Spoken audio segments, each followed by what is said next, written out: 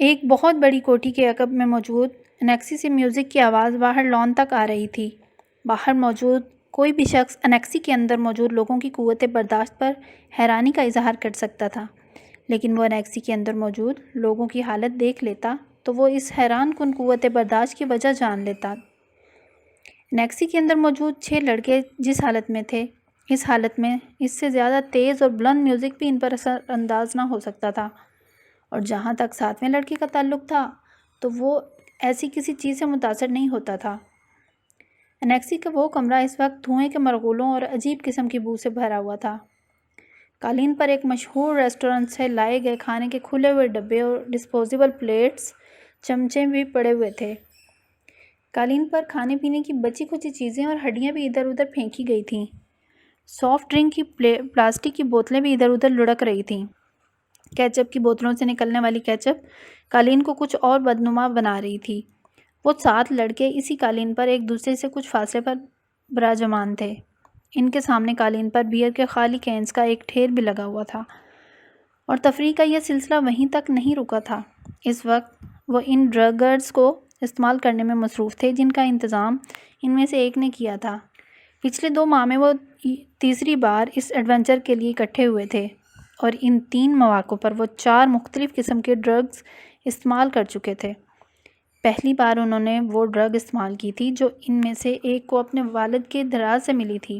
دوسری بار انہوں نے جو ڈرگ استعمال کی تھی وہ انہوں نے اپنے ایک اسکول فیلو کے توسط سے اسلام آباد کے ایک کلب سے خریدی تھی، اور اس بار جو ڈرگ استعمال کر رہے تھے وہ انہوں نے ایک ٹرپ پر راولپنڈی کی ایک مارکیٹ میں ایک افغان سے خریدی تھی۔ تینوں مواقع پر انہوں نے ان ڈرگز کے ساتھ الکوہل کا استعمال کیا تھا، جس کا حصول ان کے لیے مشکل نہیں تھا۔ اس وقت بھی ان 7 لڑکوں میں سے 6 لڑکے پوری طرح نشے میں تھے۔ ان میں سے ایک ابھی بھی کانپتے ہاتھوں کے ساتھ ڈرگ کو سونگھنے کی کوشش کر رہا تھا، جبکہ 2 لڑکے سگریٹ پیتے ہوئے باقی لڑکوں کے ساتھ ٹوٹی پھوٹی گفتگو کر رہے تھے۔ صرف 7واں لڑکا مکمل طور پر ہوش میں تھا، اور اس لڑکے کے چہرے پر پمپلز یعنی مہاسوں سے بھرا ہوا تھا اس کا چہرہ، اور اس کے گلے میں موجود ایک سیاہ تنگ ڈوری میں 3-4 تانبے کی عجیب سی شکلوں والے زیورات پروئے ہوئے تھے۔ ایلوس پریسلے اسٹائل کے کالرز والی ایک چیکرڈ ڈارک بلو شرٹ کے ساتھ ایک بیہودہ سی سرمئی جینز پہنے ہوئے تھا، جس کے دونوں گھٹنوں پر میڈونا کا چہرہ پینٹ کیا گیا تھا۔ اس نے آنکھیں کھول کر اپنی دائیں طرف موجود لڑکوں پر ایک اچنتی نظر ڈالی۔ اس کی آنکھیں سرخ ہو رہی تھیں، مگر اس سرخی کے باوجود وہ ایسا کوئی تاثر نہیں دے رہی تھیں کہ وہ باقی لڑکوں کی طرح مکمل طور پر نشے کی گرفت میں تھا۔ چند منٹ انہیں دیکھنے کے بعد اس نے سیدھے ہوتے ہوئے ڈبیا میں موجود باقی ڈرگ کون میں ڈال دی اور ایک چھوٹے سے اسٹرا کے ساتھ اسے سونگھنے لگا۔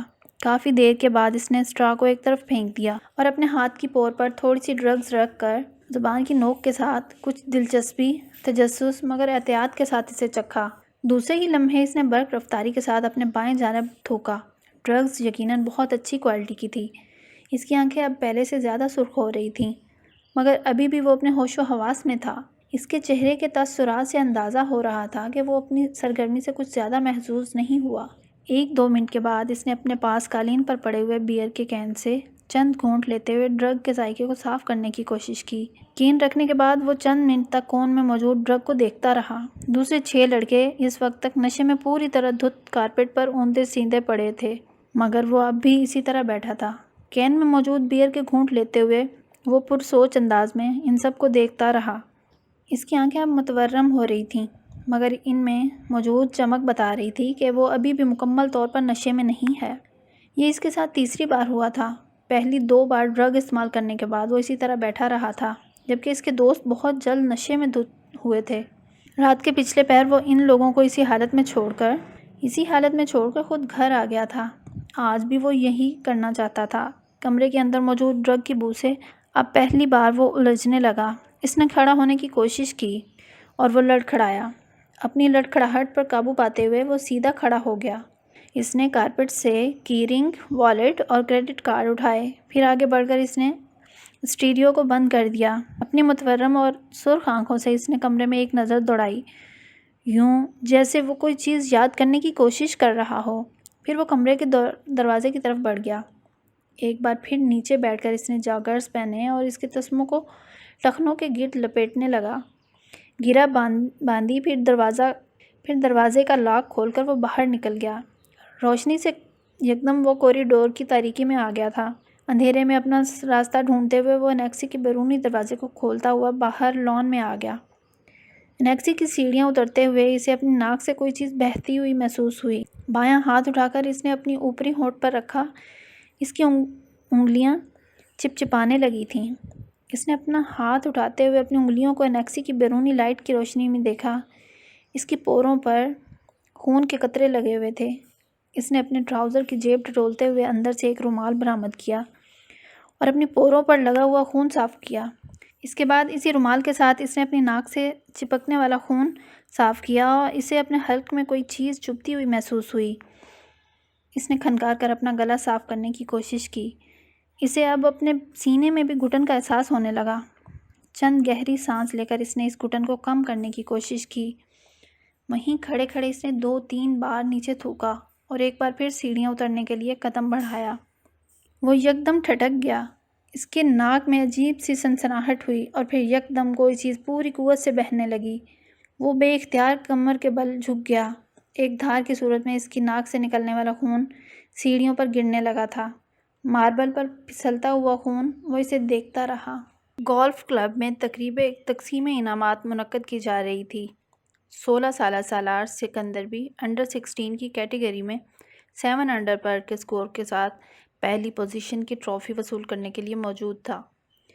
سکندر عثمان نے سالار سکندر کا نام پکارے جانے پر تالیاں بجاتے ہوئے اس ٹرافی کیبنٹ کے بارے میں سوچا، جس میں اس سال انہیں کچھ مزید تبدیلیاں کروانی پڑیں گی۔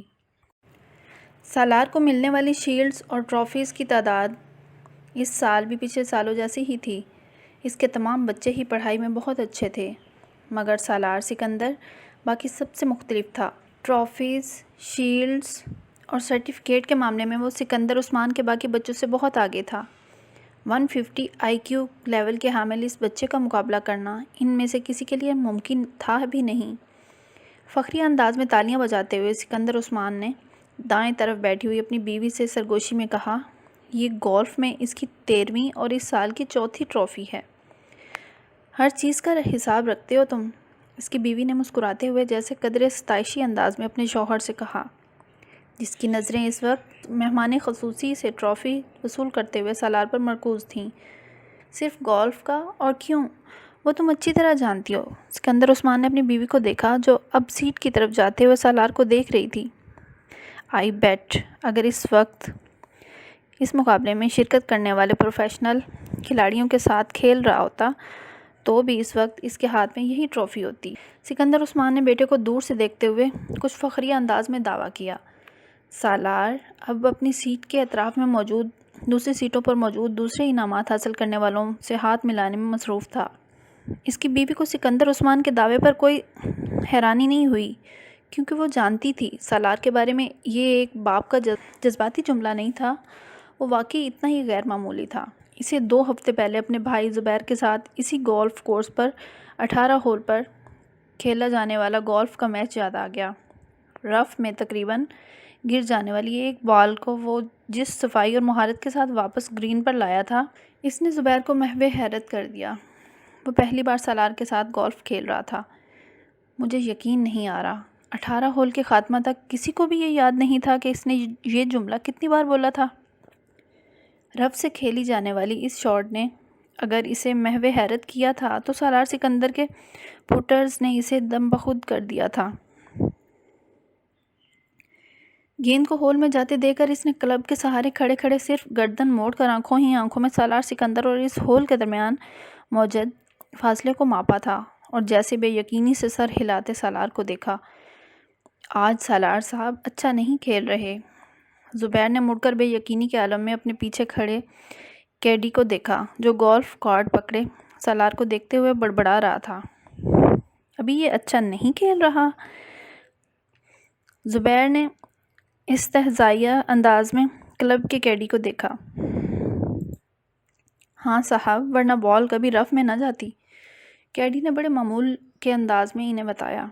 آپ آج یہاں پہلی بار کھیل رہے ہیں اور سالار صاحب پچھلے 7 سال سے یہاں کھیل رہے ہیں۔ میں اسی لیے کہہ رہا ہوں کہ آج وہ اچھا نہیں کھیل رہے۔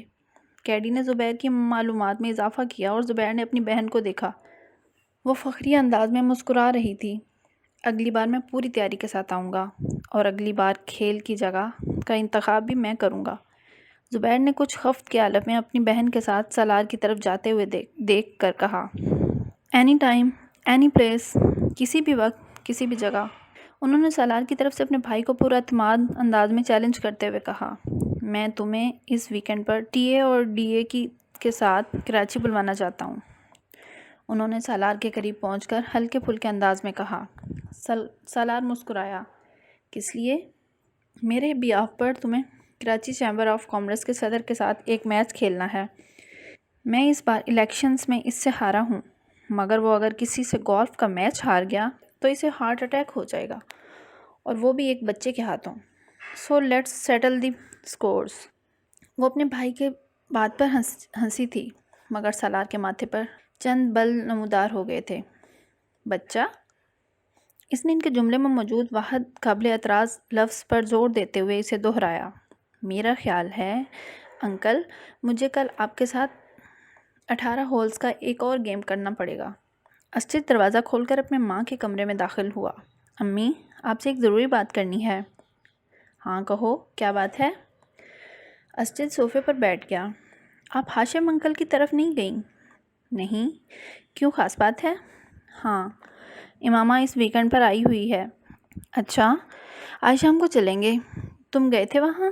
شکیلہ نے مسکراتے ہوئے کہا، ہاں میں گیا تھا۔ کیسی ہے وہ؟ اس بار تو خاصے عرصے کے بعد آئی ہے۔ شکیلہ کو یاد آیا۔ ہاں، 2 ماہ کے بعد۔ شکیلہ کو اسجد کچھ الجھا ہوا لگا۔ کوئی مسئلہ ہے؟ امی، مجھے امامہ پچھلے کافی عرصے سے بہت بدلی لگ رہی ہے۔ اس نے ایک گہرا سانس لیتے ہوئے کہا۔ بدلی؟ کیا مطلب؟ مطلب تو میں شاید آپ کو نہیں سمجھا سکتا، بس اس کا رویہ میرے ساتھ کچھ عجیب سا ہے۔